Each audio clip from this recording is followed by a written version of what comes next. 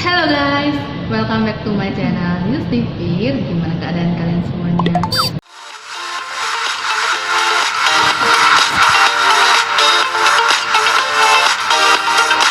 Nah, pada kesempatan kali ini saya akan membahas seputar dunia perantauan anak-anak setelah lulus dari kuliahnya.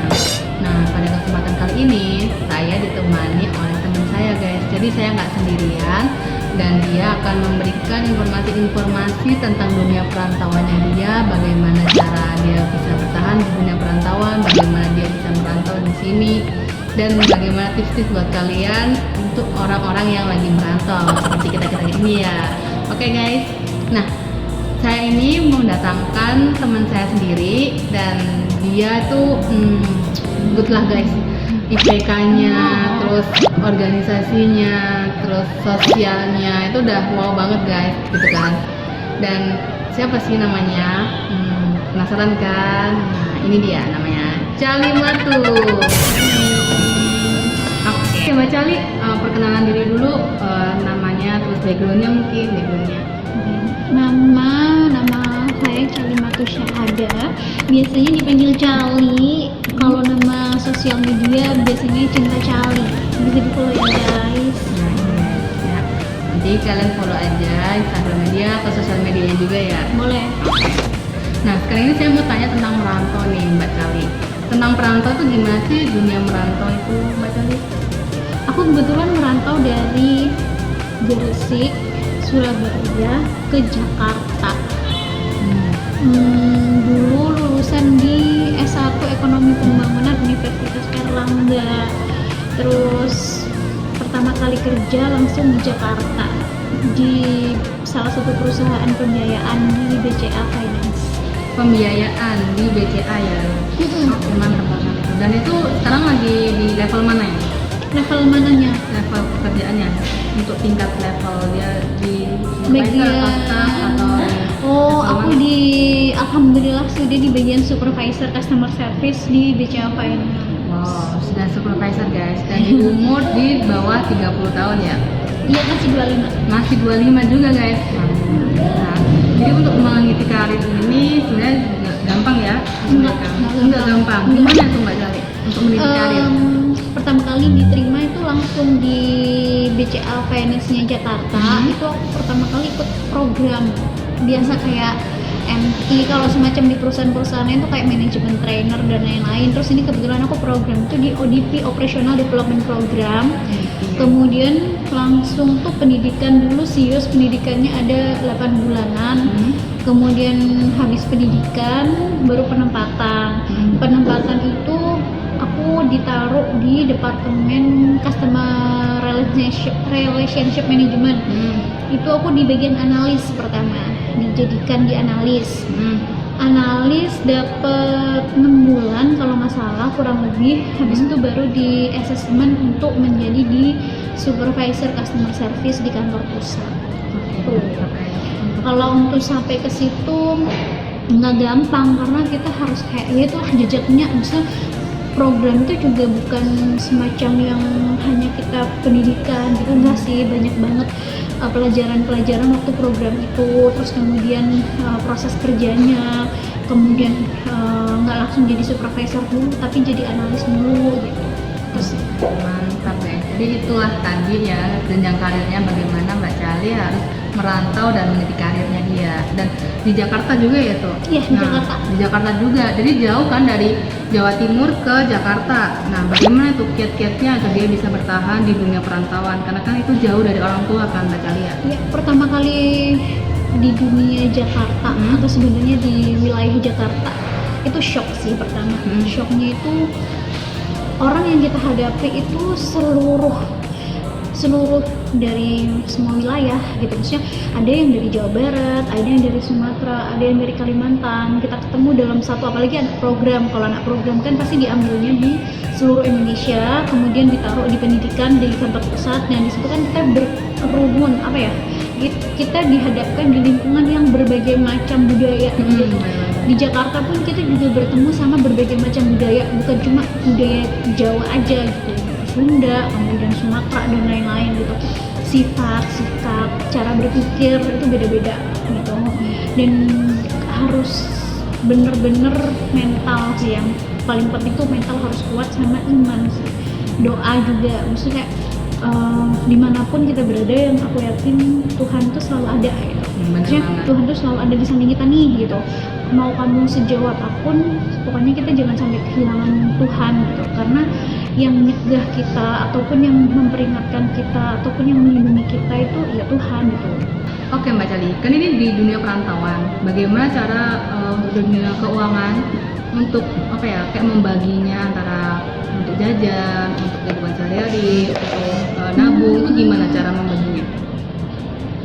Sebenarnya sih nggak ribet ya, maksudnya apa mungkin karena aku masih muda ya, maksudnya kayak ya udah gitu, mau nggak dipikir terlalu kayak ini buat nabung, ini buat apa nih, nabung, ini buat makan, ini buat ini gitu, nggak yang di kayak gitu sih. Kalau aku sih bukan yang orang yang dipeta-petakan maunya gitu, nggak, maunya yaudah yang penting bisa makan, yang penting apa yang kita pengen ada, apa yang kita mau ada, terus ada disisihkan buat nabung, ada disisihkan juga buat keluarga gitu. Maksudnya kayak kita mau ngasih ke adik, mau ngasih ke sepupu, kayak gitu sih. Tapi nggak yang, aku bukan tipe orang yang memetakan sekian buat ini, sekian buat ini, sekian ini buat ini, karena apa ya, mungkin beda keyakinan, beda prinsip juga ya. Kalau aku kayak yang rezeki itu udah diatur sama Allah, dan rezeki itu bukan cuma dari gaji gitu sih. Rezeki itu bukan cuma dari gaji, bukan cuma dari hasil kerja kita, tapi berbagai macam sumber itu banyak banget gitu. Yang penting jangan sampai karena kita memeta-metakan uang, terus kita kayak nahan makan, atau mungkin kita pengen makan apa terus kita tahan gitu, kita pengen apa kita tahan gitu. Menurut aku selagi kita mampu, selagi kita bisa, selagi itu nggak yang mempersulit atau nggak yang kita dapetin tuh dengan cara yang haram, ya udah kita lakuin aja gitu. Berarti nabung itu bisa tiap bulannya beda-beda gitu? Iya, beda-beda. Harus di berapa persenin gitu kan? Tapi ada juga sih orang yang punya prinsip kalau ya aku harus metakan nih tabunganku supaya nanti masa depanku ini ada ya seperti apa, mungkin ini buat nikah, mungkin ini buat nanti anak-anaknya, mungkin untuk apalah gitu. Pasti kan ada yang orang yang berprinsip seperti itu, tapi kembali lagi itu prinsip orang berbeda-beda gitu, dan kita nggak boleh ngejudge nih orang kok gini, nih orang kok gini, atau mungkin kayak aku ini mungkin dibilang boros ya, maksudnya nggak bisa meta-metain, tapi ya itulah, itu pendapat orang, terserah gitu ya. Tapi yang penting kita, yang aku tahu prinsip orang, pemikiran orang, cara memanage uang orang tuh berbeda-beda. Yang penting ya itu tadi sih, kita nggak maksa, dan kita nggak yang kayak aduh mau ini ditahan, aduh mau ini ditahan, kemudian mau dapetin ini caranya yang haram gitu, jangan sih. Jadi untuk masalah keuangan, jadi udah aman ya guys ya. Jadi ada yang berprinsip nih, kayak teman saya itu dia harus berapa persen untuk tabungan, berapa persen untuk kerjaan gitu kan, sehari-harian buat nongkrong kayak gitu. Cuma untuk prinsipnya Mbak Cali ini dia nggak bisa seperti itu, karena kan di apa ya, kejadian nanti kan kita nggak tahu apakah itu buat saudara juga atau buat sama teman atau untuk buat nabung kayak gitu kan, karena kebutuhan kita kan beda-beda kan guys kayak gitu. Nah untuk merantau sendiri guys, ini saya mau tanya ke Mbak Cali ya, dunia perantauan. Nah merantau sendiri ini gimana untuk masalah kalau misalnya kangen sama teman-teman atau kangen sama orang tua, itu gimana cara menyikapinya? Aku kebetulan tipe orang yang kerjaku itu jamnya sebenarnya ada jam kerja, cuma karena emang mungkin udah dibilang hobi ya, atau mungkin dibilang seneng sama kerja gitu, dan menghabiskan waktu dengan hal yang produktif. Jadi aku salah satu tipe orang yang jarang banget buat sosmed sama teman-teman gitu. Jadi kadang grup Sama, bener banget. Jadi kadang grup itu waktu weekend kita baca udah 500 gitu, atau mungkin udah 1000, atau mungkin udah berapa puluh ratus untuk mereka bercengkrama di situ. Aku bukan tipe orang yang bisa kayak apa ya, tiap hari chat atau tiap hari sama teman-teman gitu, bukan sih gitu. Kalau misalnya ada juga tuh kadang misal temenku sampai kayak ya mungkin kayak apa ya, mangkel atau apa ya gitu ya, kecewa atau apa ya, bilang kita sombong, tapi sebenarnya nggak sih, sebenarnya kalau telepon sih, terus kalau kita bisa ngangkat ya kita angkat gitu. Tapi kalau misalnya kayak bener-bener big day gitu nggak bisa juga gitu. Misalnya biasanya aku berangkat pagi, pulang malam pun juga kalau udah capek banget ya langsung tidur. Kalau nggak gitu ya kerjaan yang bisa dikerjakan di kosan buat besoknya ya udah gitu aja terus gitu.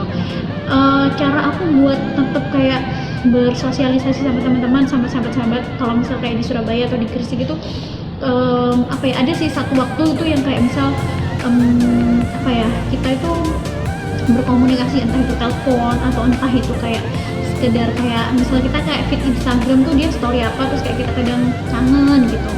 Seperti itu sih biasanya cara aku jaga komunikasi aku. Dan untungnya aku itu bersahabat sama orang-orang yang mereka ngerti aku gitu. Jadi kadang kan kita punya temen yang orang sombong banget, di chat nggak dibalas atau mungkin di grup nggak pernah muncul gitu. Padahal sebenarnya bukan itu sih, sebenarnya bukan sombong, bukan itu, memang kegiatan kita seperti ini gitu. Bener banget, jadi ya. untungnya teman-teman aku, sahabat-sahabat aku tuh memaklumi itu gitu. Mereka kadang cuma bercandaan, dan untungnya mereka juga nggak ada yang ngomong kayak aku menghubungi mereka tuh hanya seperlunya gitu. Nggak sih, untungnya teman-teman sahabat aku ngerti itu sih. Itu sih yang aku syukurin juga. Dan kalau misal terus kalau kayak gitu gimana kalau misal kalian apa cara jaganya selain aku kayak gitu tuh, misal kayak di feed aku bilang kangen gitu ya kayak gitu, sama kalau aku pulang ke Gresik atau kalau aku pulang ke Surabaya aku akan berusaha untuk menyempatkan ketemu sama teman-temanku, sama sahabat-sahabat aku, silaturahmi gitu lah seenggaknya. Jadi kayak 6 bulan gak ketemu terus pulang harus adalah waktu untuk aku nanti keluar sama dia, aku keluar nanti sama dia gitu.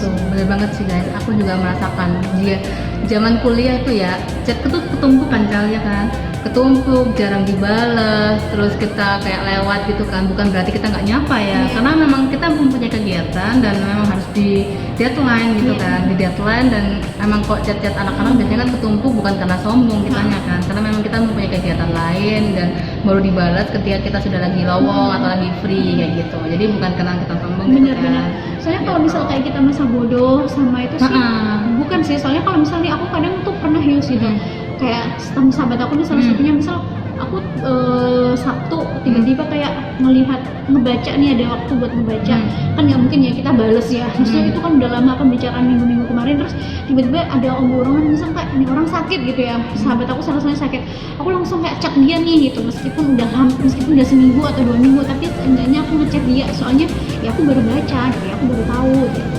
Itu sih Ya benar banget guys, saya juga kayak gitu guys, kayak Mbak Cali. Jadi memang Mbak Cali ini orangnya sibuk ya guys ya, dia kerjanya udah sampai malam, terus kegiatan-kegiatan sosialnya sama masyarakat juga banyak kayak gitu kan. Dia lagi fokus ke karir juga kan, jadi karirnya juga wow juga kan guys, jadi semuanya bisa teratasi ya. Apalagi PK-nya berapa? 3,7 ya? 3,8 guys. Mantap. banyak yang lebih tinggi dari aku Yus. Emang kita struggle-nya itu juga harus effortnya juga harus lebih banyak kalau kita menginginkan sesuatu yang lebih tinggi benar. gitu kan. Itu sih benar emang. Gitu guys. Oke. Untuk ke dunia perantauan lagi, ini saya mau tanya untuk berapa bulan sekali nih pulang dari perantauan ke rumah? Oh, aku tiap bulan tuh aja pulang. Tiap bulan aja pulang. Aku 6 bulan sekali guys. Tiap atau bulan 1 tahun sekali. Tiap bulan wajib pulang gitu. Karena COVID ini atau karena corona ini, aku baru bisa pulang itu setelah 7 bulan. Baru aku pulang ke Gresik. 7 bulan guys. Biasanya sebulan Yang paling sekali. lama ini? Iya, ini yang paling lama.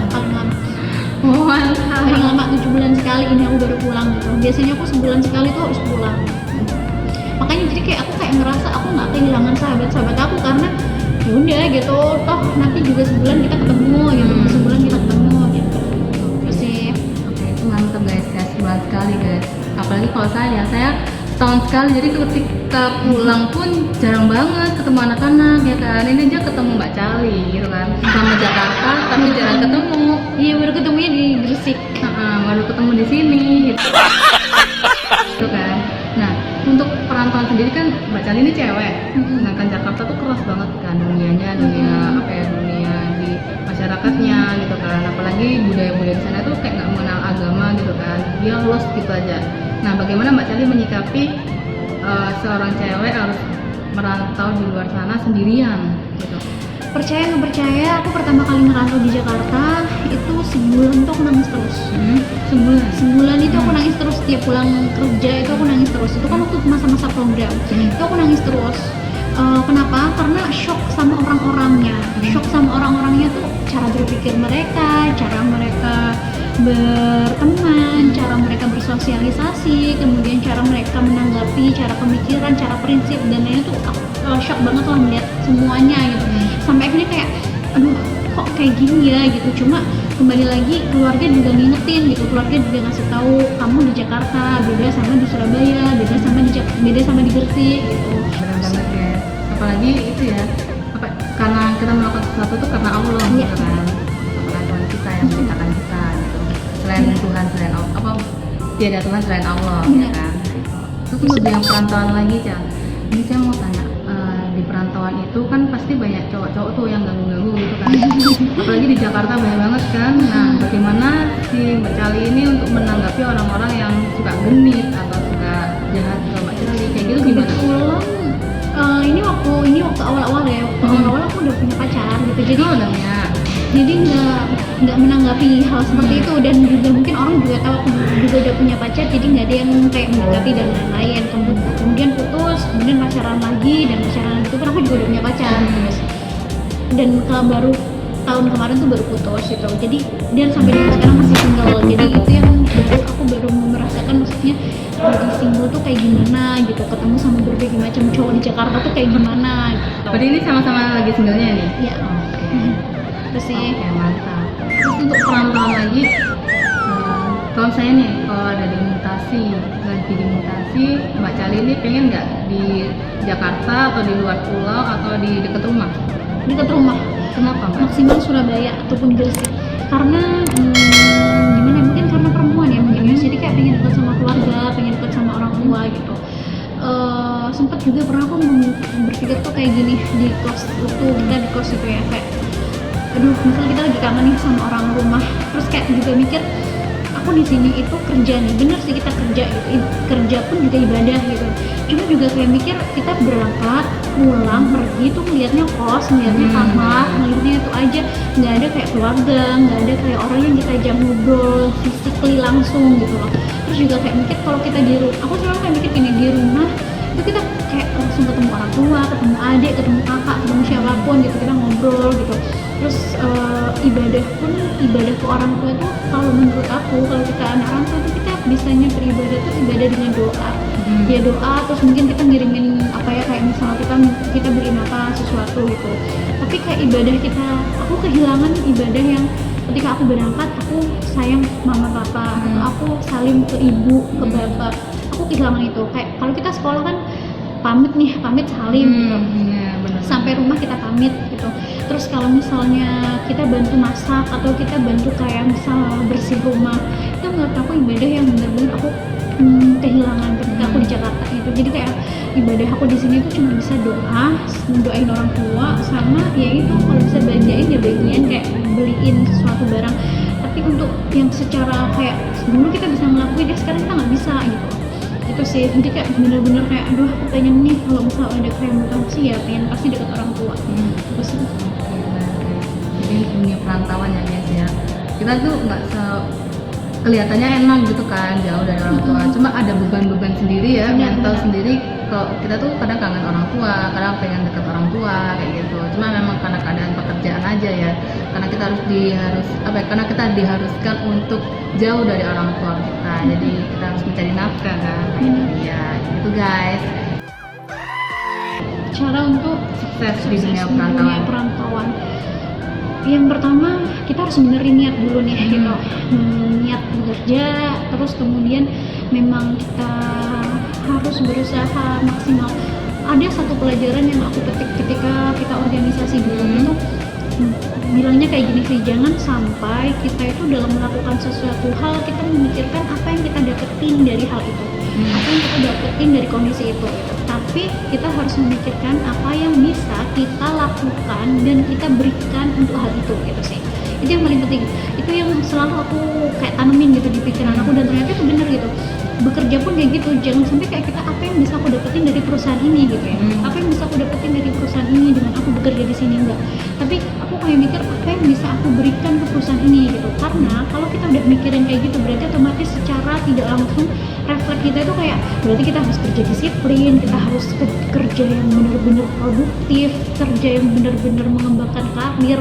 Nanti secara nggak langsung karir atau secara nggak langsung jenjang untuk kita berprestasi di dunia kerja itu akan mengikuti. Itu sih, itu yang benar-benar aku tangkap dan kayaknya emang benar gitu. Kalau kayak misalnya kita apa yang bisa aku dapetin dari sini nih, misal kayak gaji besar atau apa, tapi ya udah kita kayak ya udah gini aja udah dapet gaji besar gitu ya misal, karena kita mikirin apa yang kita dapetin gitu, tapi nggak ada effort buat kita kayak harus bagus, harus ini gitu.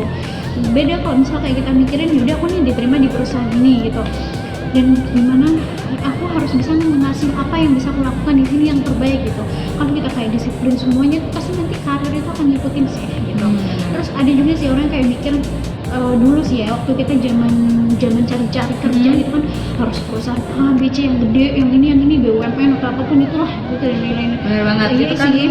kayak keinginan Secara bukan secara fakta gimana ya, kalau misalnya kita lihat emang benar, emang kayak ya gimana sih kita lulus, kita udah lulus sarjana, kemudian masa kita kayak misal mungkin kerjanya di mana gitu yang standar lah kalau menurut orang bilangnya. Tapi sebenarnya sih aku nggak setuju sama pemikiran itu, karena dimanapun kita bekerja, dimanapun kita berada, dan dimanapun kita melakukan sesuatu hal untuk mencari rezeki, kalau kita niatnya baik, kemudian kalau kita benar-benar yang bekerja itu dengan produktif yang baik, jenjang karir itu akan mengikuti. Dimanapun kita berada ya, karena saya lihat dari orang-orang sekitar saya kerjanya bukan tempat yang besar, cuma gajinya besar karena apa? Karena keuletannya dia, terus karena kedisiplinannya dia, karena keinginan dia untuk sukses kayak gitu kan guys. Dan sukses itu bukan dilihat dari seberapa besar perusahaan itu gitu, jadi sukses itu bisa didapatkan dari mana aja gitu kan. Karena ada juga ya benar, karena ada juga nih kita misal kayak orang yang gajinya besar tapi mungkin pemikirannya masih seperti itu gitu loh. Sedangkan ada orang yang mungkin kerja di perusahaan biasa tapi pemikirannya udah kayak yang wah gitu ya. Itu ada juga sih orang seperti itu gitu. Jadi kita nggak bisa mematok kayak gitu, cuma memang kebanyakan yang kita temuin memang yaitu tadi orang untuk sukses itu nggak gampang, dan untuk mencapai di titik itu juga mereka di posisi yang bawah dulu dan mereka juga langsung mencapai itu tuh nggak langsung gitu, enggak gitu dari masuk terus sudah langsung jadi manajer atau dari masuk terus langsung jadi direktur gitu juga enggak, mereka juga dari bawah dulu gitu. Setiap masa ada orangnya dan setiap orang ada masanya guys itu tadi. Jadi kalian jangan khawatir gitu lah, semaju apapun dia atau seterbelakang apapun dia pasti ada masanya gitu kan. Sama-sama kita bisa sukses itu hanya waktu aja guys kayak gitu. Bahkan Soekarno, bahkan seorang Jokowi pun dia bisa menjadi presiden di usia yang tua kan guys. Iya kan Mbak Cali? Iya benar. Nah itu dia, jadi kalian jangan terpaku bahwa oh dia ini udah sukses nih, oh ini udah bisnisnya udah banyak nih kayak gitu kan. Jangan kayak gitu, karena semua orang pasti mempunyai masanya masing-masing kayak gitu. Nah itu tadi guys masalah dunia perantauan, bagaimana cara mengelola dan cara memanajemen seorang pekerja di dunia perusahaan. Karena kan yang dulu saya pernah kalian bahas tentang dunia pebisnis seperti apa. Nah sekarang ini saya mau membahas tentang dunia di pekerjaan di perusahaan, bagaimana dia mengelola dan memanajemen dirinya sendiri antara dia bekerja di perusahaan sama di dunia perantauan juga, karena itu menjadi kayak beban tersendiri ya, sudah bekerja tapi di perantauan juga yang biasanya kita dimasakin orang tua atau masak sendiri. Nah kita udah kecapean tuh pulang dari kerja. Nah jadi ilmu-ilmu yang biasanya saya bagi itu saya juga kasih ke kalian juga melalui teman saya juga, karena teman saya ini juga mempunyai pengalaman di dunia perantauan yang wow banget kan guys. Nah itu tadi. Dan jika ada masukan atau ada saran, oh ini mau dunia apa yang dibahas, itu silakan aja kalian DM ke saya. Dan jangan lupa juga follow di sosial medianya Mbak Cali Matus di sini guys nanti. Nah itu tadi guys, dan jangan lupa like, comment, dan subscribe ya guys ya. Dan jangan lupa juga guys kalian bunyikan tombol notifikasinya guys. Oke guys, bye.